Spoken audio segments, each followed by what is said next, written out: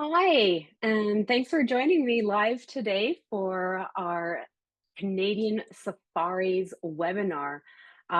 Welcome if you're live, welcome if you're watching the replay. Just a quick little points of housekeeping here. If you have any questions, please pop them in the chat.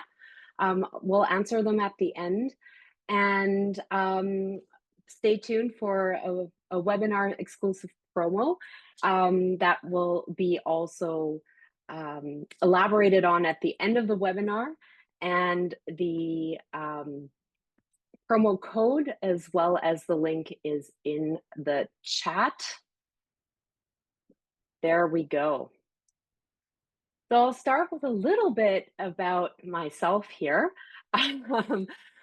Who's behind Canada Revealed? My name is Anjali Bhatia. I have been professionally planning Canada trips, custom trips to Canada for over 15 years, and I have developed a passion for this country and traveling it. I'm personally a wildlife lover. I'm a hobby photographer, wildlife photographer. I'm a bit food and wine obsessed. A lot of times you'll see that come through in the itineraries that I build. And I also really love to share the stories from my travels. I created Canada Revealed a couple of years ago to help people experience the real Canada. Banff, Lake Louise, Jasper, the Canadian Rockies, Niagara Falls, they all earned their reputation for sure, but they're only the tip of the iceberg of what Canada has to offer. And I really want to help my clients dig a little bit deeper, explore, and experience what there is to see in Canada. Everything about Canada Revealed is about rugged luxury. That is, in my opinion, the essence of Canada, is getting people out there and experiencing the wild without having to do without creature comforts. And I'll touch on that a little bit more in just a moment. So what is Canada Revealed? Well, I will tell you a little bit about it in just a moment, but I think pictures and videos speak a little bit more than words. So I have this little video to show you to get started.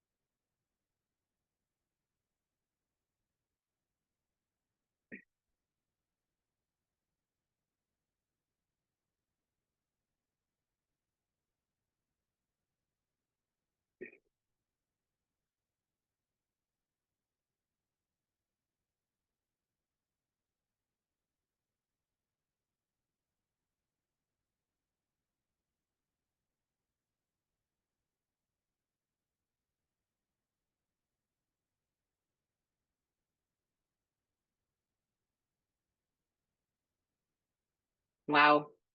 Every time I see that video, it just puts a smile on my face and gets my heart beating a little bit faster, because it just really shows, it captures the essence of Canada, in my opinion, and a lot of the beautiful places and things and people that we can encounter on our travels. So, Canada Revealed is a boutique travel company for the traveler who wants more. So, as I said, I really try to get people to dig a little bit deeper, go a little bit further, and explore this gorgeous country of ours in a way that allows people to still be comfortable. There's no need to rough it, to really experience it, and that's what we're all about. So all of our itineraries are handcrafted and they're customized to reflect your passion, your interests, your pace, all of those things. We really ask the questions that matter. And we do focus on exclusive experiences, remote lodges, well, wildlife, of course, because that's what this webinar is about today. We also have some amazing road trips and culinary escapes. Nothing that we do is mass market. We really try not to get you into those really touristy hotspots unless that's what you really want. Nothing is off the shelf, everything is custom, and well, just wow. So, to today's theme, what is a Canadian safari? Well, I know the term safari usually invokes thoughts of elephants and giraffes and leopards and lions in Africa. But really, a safari is to go out and explore and see wildlife in its natural habitat. And since Canada has a lot of wildlife and even more natural habitat, the term safari for Canada is very appropriate. We very much focus on ethical and extraordinary wildlife experiences. So, as I said, think Africa safari, but take away that long flight, and it's with a Canadian twist. You'll be in remote places to see these gorgeous animals. We have you stay in small, intimate lodges, and the guides are always absolute experts in their field. I cannot stress this enough. With Canada, there are very specific seasons for the best times to see certain species in the wild. Because these are small, intimate lodges, usually that we have you stay at, the capacity is very limited, and the seasons are very short. So this isn't necessarily a trip that you'd want to plan last minute. I usually recommend 9 to 12 months leading up to your planned travel date to plan these trips. That doesn't mean that we can't make them happen on shorter notice, but I'll be completely honest, you'll be looking at what's left over, and they're usually not the prime dates. So planning is key here, and something that you want to look at when you're planning your travels overall for the following year or at the beginning of the year. What's really special about these trips, I find, is the access that you get. And to me, access is the new luxury. It's not where the masses go. And that actually creates a feeling of intimacy and rarity. Like, this is so, so special that you only get to experience. And of course, the sense of awe when you're face to face with these animals. Now, we get into the good stuff. Bears, whales, and wolves. Oh my. Now, of course, Canada has way more species to see, but these are the species that we're going to focus on today because we also actually have trips that are focused on viewing these species in the wild. Everything else is a bonus, icing on the cake. But if you have your heart set on viewing any one of these four species that you see here on the screen, then you'll want to actually plan your trip around it to maximize your chances for success of seeing them in the wild. There are, of course, other species that you can see. Some of them overlap with each other. But yeah, these are the ones that we have focused trips around. Now, to give you an idea of where these animals are in this great big country of ours, we have a little map, a little bit simplified, admittedly, but it does give a good overview of where you can see which species. And not to worry, I will be passing on right now, but you will be sent the recording, of course, and you can linger on this map as long as you like. Now, we'll start with the titans of the wilderness, grizzly bears. These guys are a bit close to my heart. I've done a lot of grizzly viewing trips in various capacities. I have a lot of great photos of my own. So quickly to tell you, this is what you need to know about grizzly bear viewing. When spring, summer, fall. Now, of course, the fall time is going to be the most popular because that's when the salmon runs happen. Late August to early, maybe even mid-October, depending on where you're going. So if you want that National Geographic moment of seeing a grizzly catch salmon, that's the time to come. Now, May and June are not to be discounted. So spring is also a fantastic time to see these bears. They're hungry. They're just coming out of hibernation. and they're at lower elevations. So their dens are usually higher up in the mountains. They come down to the lower elevations, to the estuaries and coastlines. They feed on sedge grass. They rummage through the intertidal areas and zones to dig up mussels and other critters that they can feed on because they're just super hungry. This is also a great time to view some bears in action as it is mating season. And of course, mamas with their new cubs that were born in the den. So also very heartwarming pictures to see at this time of year. Where? So grizzlies are best viewed in British Columbia, in my opinion.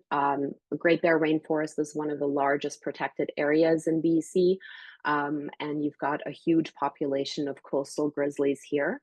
And of course, if you look at a map, you'll see tons of little inlets along the coastline of British Columbia, and many of those also offer great opportunities to see grizzlies. Many of the lodges are located there as well. However, I've also found that the northern interior of British Columbia is an absolutely hidden gem. You don't have a lot of people who know about this. The lodges are, even though they're not quite as remote as some of the others, and I'll touch on them in just a little bit, but not a lot of people know about them. And so you can be on a river, your guide, maybe a couple of other people on the boat, and there's nobody else around. And you've just got bears left, right, and center fishing and diving for salmon. It's just absolutely fantastic. Excuse me. Um, yeah, and then of course you can also see them on the side of the road if you're lucky, on self drives up in northern BC and the Yukon, of course. So it's actually not a rarity to see these guys kind of hanging out in a meadow while you're passing by. Now, my favorite way to see these guys in the wild are the specialized floating lodges that are close to the Great Bear Rainforest. These are going to be extremely um, specialized lodges where your everyday is structured around viewing them and going out in different ways. Could be by boat, could be from a viewing platform, could even be while you're walking, of course, with an expert guide. So those are going to be the best ones. Then we've got the wilderness lodges that I mentioned just now that are set a little bit further in the interior of BC, and these are also great ways to see them. And again, come back to a pampering glass of wine, lovely meal, and other amenities like hot tubs and massages, etc. So these trips are always going to be multi-day trips. They are packages. They are also going to be the most expensive way to see them because they are so specialized and so remote. But for those who don't have the time or it's not quite on the budget to do these multi-day trips, there are also fantastic day tour operators that will take people out on a boat on a full day excursion to view the grizzlies. They know where they hang out, and so they'll take people there, which is quite a bit less expensive and also more easily worked into, say, for example, a self-drive. And then, of course, as I mentioned, you can also see them while you're road tripping. Can always happen that you just pass one or have to stop and wait for a mama and her cubs to cross the road.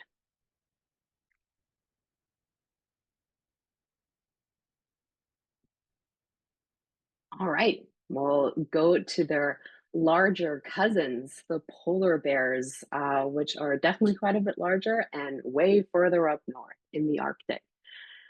Now, polar bears have a very specific season in Canada, and that is fall. Late October, early November is pretty much the best time to see them. And this is very unique to Canada as opposed to other places where you can see polar bears because they congregate and nobody knows why. It must be some sort of ancient polar bear wisdom. They congregate in very large numbers along the coast, the southwestern coast of the Hudson Bay, because somehow they know that that's where the ice happen or forms first. And so they come out at this time of year to wait for the ice. And it's a fantastic time to see them in large numbers and also very active. So you'll see tons of males sparring. They're eager. They're kind of pacing. They know that it's that it's almost hunting season, and they can go out onto the ice and hunt their seal. Now, that doesn't mean that you can't see them at any other time of the year. Summer is actually also a really nice time to see them, especially if you want to pair your trip with seeing beluga whales, also in the same area, and I'll touch on that in just a moment. But usually in the summertime, polar bears are a little bit more dispersed, and they're definitely a bit more lazy because they came off the ice, they're fat, and that fat has to sustain them throughout the summer months, because they may or may not find an opportune kill during that time. But they try to conserve energy and keep that fat on them. Where to see them? Well, Churchill and area, that's the place to go, as just mentioned. And there's a few ways of viewing that, which I'll touch on in a moment. But you can also see them in the Northwest Passage in the Arctic on an Arctic expedition cruise. That's where I actually took some amazing pictures. And we saw so many polar bears on the expedition cruise that I did a few years ago.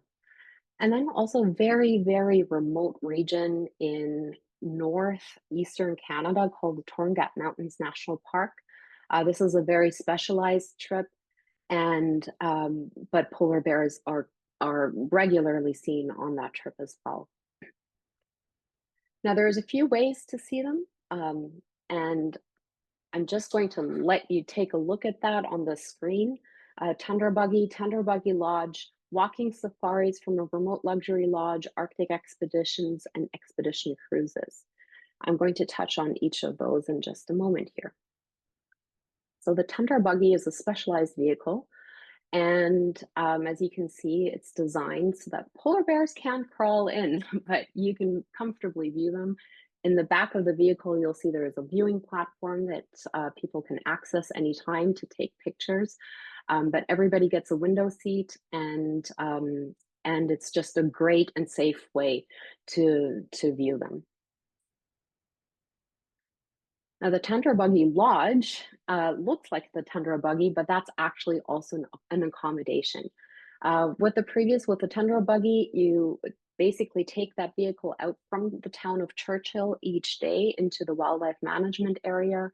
In this case, if you want to live and breathe polar bears, fall asleep to them, wake up to them, this is a great, great option because this lodge is actually stationed out in the wildlife management area. And yeah, you can view them day and night. Another bonus of this one is that northern lights regularly make an appearance because it's so far removed from any city lights, and so they're really it's really easy to see them from this lodge. Now, my personal favorite, and this is also my tip for wildlife photographers, is a walking safari. And I know that looks a little bit daunting, but you've got absolutely expert guides with you. There's never been an incident. The operator of these trips is so seasoned. They've been in business for, I believe, around 25 years. So they've been doing this, and day in and day out. They've got their stuff down, and this is such a great way because you actually feel way more connected with the animals. And for those photographers amongst you, this is where you get those eye level shots rather than from the top down from the Tundra Buggy, which is a little bit different. So these are absolutely fantastic ways of viewing polar bears. The lodge that you stay at is also fenced in, has a large compound, and you can walk out at all times. Polar bears are actually very, very curious animals, so they often come up to the fence, and you can really get that very up close and personal encounter with a polar bear from these lodges. Now we'll move on to whales. Now we have quite a few species in Canada's waters, coast to coast to coast. I'm going to talk a little bit about each of these species. Now we've got beluga in the top left. We've got, of course, the orca in the middle there, the humpback breaching top right. And the bottom left are narwhal, also called the unicorns of the sea.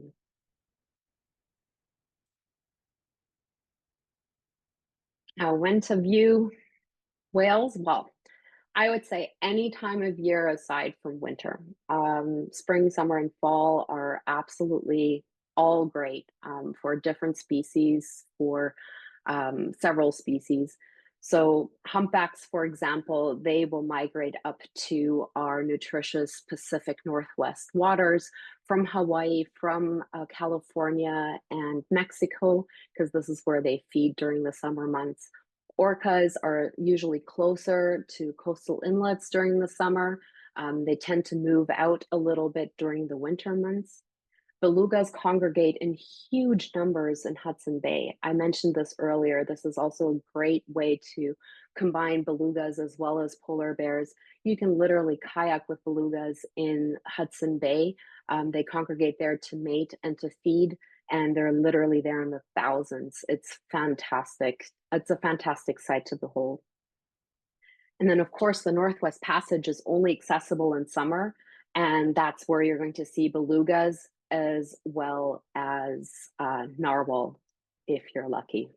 I have to say, I was on my trip, and it was one of the key moments of that expedition cruise for me to see those tusks coming out of the water.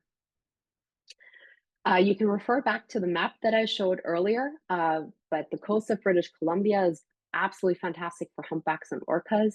The waters off the Maritimes and Newfoundland and Eastern Canada are great for humpbacks, but you can also see minke whales there. You can see blue whale even. So there's lots of different whale species in those waters. The Northwest Passage, as I just mentioned, for belugas and narwhal, the Churchill for the belugas during the summer when they congregate. And this is something that's a little insider tip, the St. Lawrence estuary in Quebec. Most people don't know that you can actually see belugas there, and people have also spotted blue whale. Also, again, very nutritious waters. So that's what draws all of these whales to the area. Now, you can view whales in many different ways. You can do day trips from Vancouver, from Victoria, from Halifax, from all kinds of different places. You can do day trips. It's going to be the most cost efficient and most easily integrated into an itinerary. But we also have some specialized trips, a multi-day kayaking trip that I've done myself as well. It was like a parallel universe. We literally saw a dolphin jump over an orca on one day. It was insane. So you're really immersed in the waters where the whales roam. The Churchill hotel-based one would be great for belugas, to kayak with them, to see them from a Zodiac, and then of course the Arctic expedition cruise. The last species that I'm going to touch on today is a very, very, very special species. It's the cloud wolves. These only exist in northern Manitoba. There's nowhere else in the world that you can see this particular subspecies of wolf. There are subspecies of gray wolf, actually. And the reason why we have a focus trip for these guys is because they have never been hunted, which means they don't have fear nor show aggression towards humans. And so they've just been left alone, and they roam the area around one of the lodges where these trips are offered. And it is such a special trip because wolves are usually completely elusive. On the coast of British Columbia, I have done more wildlife trips and hiking trips and self drives than I can count. I have still not seen one of the elusive sea wolves that we have here on the British Columbia coast. I've seen their footprints, but that's as close as I've gotten. These wolves, it's pretty much a guaranteed sighting because they're always around the lodge, and they're most active in March and November. So those are the only two departures per year. So this is a trip that sells out extremely quickly. I already looking at March next year. I already have most of the departures sold out, and November of 2026 is filling up quickly. So if this is something that you have your heart set on, definitely reach out yesterday to plan this. This is something that definitely needs planning. So this is from a remote luxury lodge in northern Manitoba, as mentioned, and you can only view them on these multi-day trip packages, and they include walking safaris. And a really cool thing about this trip is also that the lodge works very closely with scientific researchers, conservationists, and so guests are often asked, of course, it's optional, but guests are often asked to participate in so-called citizen science, where they track wolves and log behaviors, etc. So it's also a really cool thing to get involved in. Now, I've gone through a little bit about, what makes Canada's wildlife special, how you can view them, where you can view them, and when you can view them. I just want to touch a little bit on why you'd want to book these trips through us. I hope that I've demonstrated that I have quite a bit of wildlife expertise. So do we all here at Canada Revealed. This is our passion. This is what we do, and what we do day in and day out. We definitely offer stress-free planning. So you tell us what you want to do, where you want to go, what your passions are. We will put together the trip for you. You don't have to do any research. It's really quite simple and straightforward and stress-free. Because we have very close relationships with our suppliers and operators, we actually get exclusive access and perks for our clients. Um, so these are things that you wouldn't necessarily get when you book direct, and so that's actually just another little incentive to book through us. And of course, we put a huge stake on high level service, which basically means we don't want you to just rave about the trip that you just came back from. We also want you to rave about your interactions with us. From inquiry to home, you can expect very timely responses, problem resolutions if anything comes up, and we're there by your side from the beginning until you get home. So that's something that we really pride ourselves on. So if you want your own Canadian safari, the first step is to book your trip consultation. The link is in the chat, and there will also be a QR code on the next slide. And it's a 30-minute chat to explore what rocks your world, how we can put a trip together that really reflects you, and what pace feels right for you. And then we'll just create something absolutely extraordinary and do our magic. And all you have to do is review and book. Now, for joining us today on this webinar, we do have an exclusive promo. If you book your trip consultation by noon tomorrow, and that's Friday, April 18th, for any time in the next week, so up until Friday next week, and you book a trip with us, you'll receive a free night and a VIP experience in your Canadian starting city. Now, as I said, the link is in the chat to book your trip consultation. It's free. There's no obligation to it. It's really just a friendly chat to find out how we can best help you. You can scan the QR code that will also take you to the scheduling page. And don't forget to put the promo code in the booking notes, AIL1000. Now, there are a few limitations to get this promo, which I've outlined at the bottom there, but they really aren't too stringent at all. And I really hope to talk to you soon.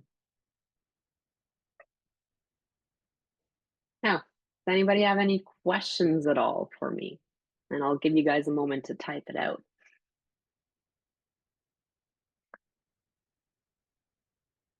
Oh, I think I've been very, very thorough then. I'm not seeing any questions so far. Oh, there we go. Anika is asking, when you drive out with polar bears, how long is the ride?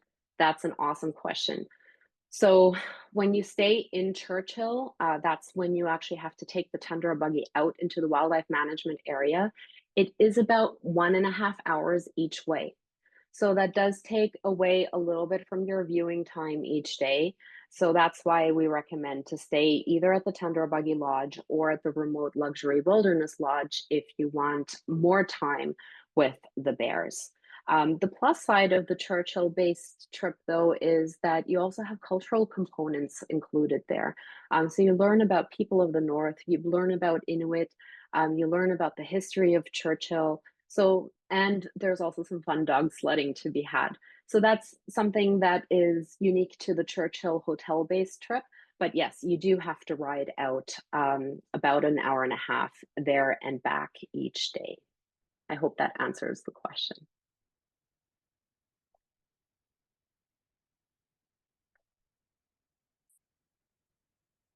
You're very welcome, Anika. If there are no further questions, I will say, oh, there we go.